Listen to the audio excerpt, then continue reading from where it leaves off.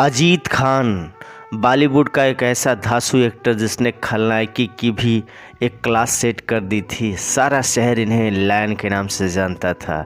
Hindi cinema का एक ऐसा सफेद पोश खलनायक जो अक्सर हीरो पर भी भारी पड़ जाता था। अपने 5 दशक लंबे करियर में अजीत खान ने एक से बढ़कर एक फिल्मों में काम किया। डायलॉग बोलने का इनका अंदाज इतना निराला था कि जब भी ये अपना कोई डायलॉग बोलते थे दर्शकों को मज़ा आ जाता था। 27 जनवरी 1922 को अजीत खान का जन्म हुआ था। हैदराबाद रियासत के गोलकुंडा शहर में माँ बाप ने इनका नाम रखा था हामिद अली खान। इनके पिता का नाम था वसीर अली खान और वो हैदराबाद के निज़ाम की सेना में काम करते थे। हामिद अली के 3 भाई बहन और थे। छोटा भाई वाजिद अली खान और 2 बहनें।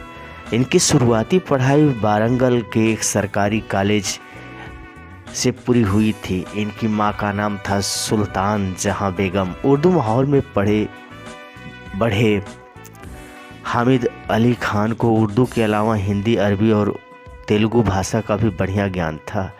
ये प्रधानमंत्री थे अजीत खान के क्लासमेट। शुरुआत से ही अजीत की पर्सनालिटी बड़ी शानदार रही थी। ये इनके लुक्स और इनके हैंडसम फीचर्स का ही कमाल था कि स्कूल और कॉलेज के इनके साथी इनको अक्सर कहा करते थे कि हामिद तुम्हें तो फिल्मों में काम करना चाहिए और हीरो बनना चाहिए। अजीत खान को भी लगने लगा था कि शायद वो फिल्मों में हीरो बन सकते हैं। इस बात से बेहद कम लोग वाकिफ़ है कि देश के पूर्व प्रधानमंत्री वीपी नरसिम्हा राव भी उसी कॉलेज में पढ़ते थे जहां अजीत खान पढ़ते थे। वीपी नरसिम्हा राव इनके 2 साल सीनियर थे और ये दोनों एक ही हॉस्टल में रहा करते थे और मुंबई भाग आए। स्कूल में इनका मन पढ़ाई में कम और खेलकूद व ड्रामा में ज़्यादा लगता था। अंग्रेजी में तो ये एकदम कमज़ोर थे। एक बार इनके अंग्रेजी के प्रोफेसर ने इनसे चिढ़कर कहा कि तुम या तो सेना में भर्ती हो जाओ या फिर फिल्मों में चले जाओ। पढ़ाई लिखाई तो तुम्हारे बस की बात है नहीं। प्रोफेसर साहब का इतना कहना था कि अगले दिन ही इनकी सारी अपनी किताबें बेच दी और कुछ पैसे लेकर चल दिए। यानी कुल 113 रुपये अपनी जेब से में लेकर ये बिना किसी को कुछ बताए मुंबई भाग कर आ गए। उस वक्त इन्हें लग रहा था कि मुंबई में इन्हें थोड़ी बहुत मेहनत के बाद काम मिल ही जाएगा, लेकिन हुआ इसके ठीक उलट। इन्होंने कई प्रोड्यूसर और डायरेक्टर्स के ऑफिस के चक्कर काटे पर किसी ने भी इन्हें भाव नहीं दिया। हालात ये हो गए कि सड़क किनारे रखे सीमेंट के बड़े बड़े पाइपों में रात गुजारने को अजीत खान मजबूर हो गए। कई दफ़ा आसपास के गुंडों से भी इनकी भिड़ंत हुई। मेहनत रंग लाई। काफ़ी संघर्ष के बाद इन्हें फिल्मों में जूनियर आर्टिस्ट के तौर पर काम मिलने लगा। उस वक्त इन्हें 3 रुपये से लेकर 6 रुपये एक दिन में मिल जाते थे। फिर एक दिन इनकी मुलाकात हुई प्रफुल्ल राय से। प्रफुल्ल राय ने इन्हें कुछ छोटे बजट की फिल्मों में लीड एक्टर के तौर पर काम दिया। उन दिनों फिल्मों में इनका नाम हामिद अली खान ही चल रहा था कि कुछ महीनों बाद इनकी मुलाकात हुई गोविंद राम सेठी से और इस मुलाकात के बाद तो मानो इनकी किस्मत ही बदल गई। गोविंद राम सेठी इन्हें अपने साथ विष्णु सिनेटोन नाम के एक प्रोडक्शन हाउस ले गए। उन दिनों विष्णु सिनेटोन धार्मिक फिल्में बनाने के लिए मशहूर था, मगर अब वो एक एक्शन फिल्म बनाने की प्लानिंग कर रहा था। विष्णु सिनेटोन ने इस फिल्म में बतौर लीड एक्टर हामिद अली खान को सेलेक्ट कर लिया। इस फिल्म का नाम था साहे मिस्र और इसके बाद तो इन्होंने जन्मपत्री, हातिम ताई, जीवन साथी और आप बीती जैसी फिल्मों में हीरो के तौर पर काम किया। उसी दौर की मशहूर हीरोइन रिहाना के साथ इनकी जोड़ी लोगों को खूब पसंद आती थी। सायरा बानो की मां नसीम बानो के साथ भी ये हीरो के तौर पर एक फ़िल्म करने वाले थे, लेकिन किन्हीं कारणों से वो फिल्म शुरू ही नहीं हो पाई। फिर 1950 में आई बेकसूर में ये मधुबाला के हीरो बने। यूँ बने हामिद अली खान से अजीत खान। हामिद अली खान कैसे अजीत खान बने, इसका किस्सा कुछ यूँ है कि हिंदी फिल्म इंडस्ट्री के सबसे शुरुआती दौर के फिल्म मेकर रहे कि अमरनाथ साहब ने एक दफ़ा इनसे कहा कि तुम्हारा नाम इतना लंबा है कि लोगों की ज़ुबान पर चढ़ने से इसे काफ़ी दिक्कत आती है, क्यों ना तुम कोई छोटा और प्रभावशाली नाम रख लो। बस फिर क्या था, एक के अमरनाथ साहब के साथ मिलकर इन्होंने अपना नाम फाइनल किया, अजीत खान। अजीत खान ने हीरो के तौर पर अपने ज़माने की लगभग हर हीरोइन के साथ काम किया, सिवाय दो को छोड़कर।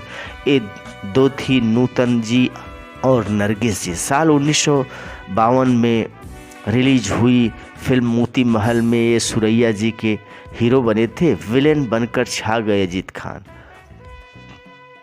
कई फिल्मों में बतौर हीरो काम करने के बाद इनकी उम्र जब बढ़ने लगी तो एक दिन राजेंद्र कुमार साहब इनके पास आए और बोले, अजीत साहब आप पिछले कई सालों से फिल्मों में हीरो के तौर पर काम कर रहे हैं हो।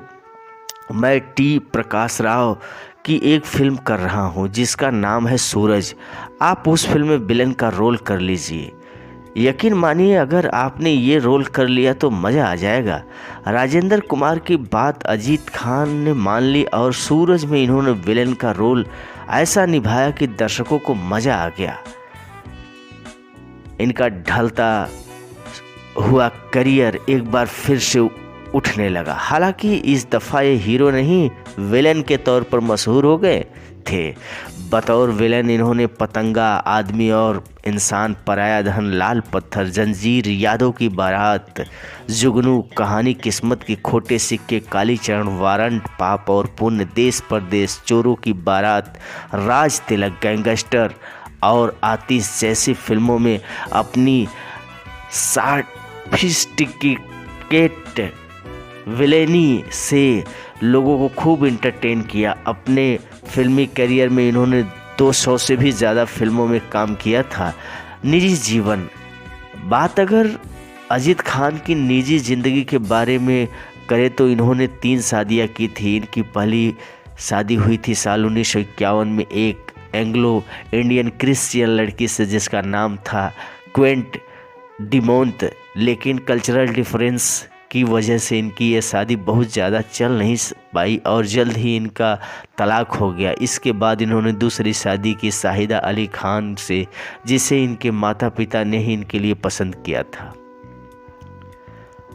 उस शादी से इनके 3 बच्चे हुए, लेकिन कुछ सालों बाद ही बीमारी के चलते इनकी पत्नी की मौत हो गई। इसके बाद अजीत खान ने तीसरी शादी की और लड़की से, और ये शादी लव मैरिज थी। इस शादी में इनके दौर के शानदार अभिनेता रहे जयंत ने इनकी बेहद मदद की थी। तीसरी वाइफ से इनकी 2 बच्चे हुए थे। तीसरी इनिंग की कहानी, अजीत खान जब 59 साल की उम्र में पहुँचे तो इन्होंने काफ़ी ज़्यादा काम करना शुरू कर दिया। ये 3 शिफ्टों में काम किया करते थे। साथ ही ये बहुत ज़्यादा सिगरेट भी पीने लगे थे। हर दिन ये लगभग 60 से 70 सिगरेट फूंकते थे। सिगरेट ने इनके दिल को बेहद कमज़ोर कर दिया। इनकी तबीयत खराब रहने लगी। इन्होंने फैसला लिया कि अब ये काम कम करेंगे। फिर 10 सालों तक ये फिल्म इंडस्ट्री से दूर हो गए। 10 सालों बाद जब ये फिल्मों में अपनी तीसरी इनिंग खेलने आए तो इन्होंने कुछ सकारात्मक किरदार भी निभाए थे। जिगर फिल्म में बाबा ठाकुर नाम के कराटे टीचर के इनके रोल को बेहद पसंद किया गया था। अजीत खान के बेटे शहजाद अली खान ने भी फिल्मों और टीवी की दुनिया में अपनी करियर बनाया। शहजाद अली खान अपने पिता की मिमिक्री करते हैं।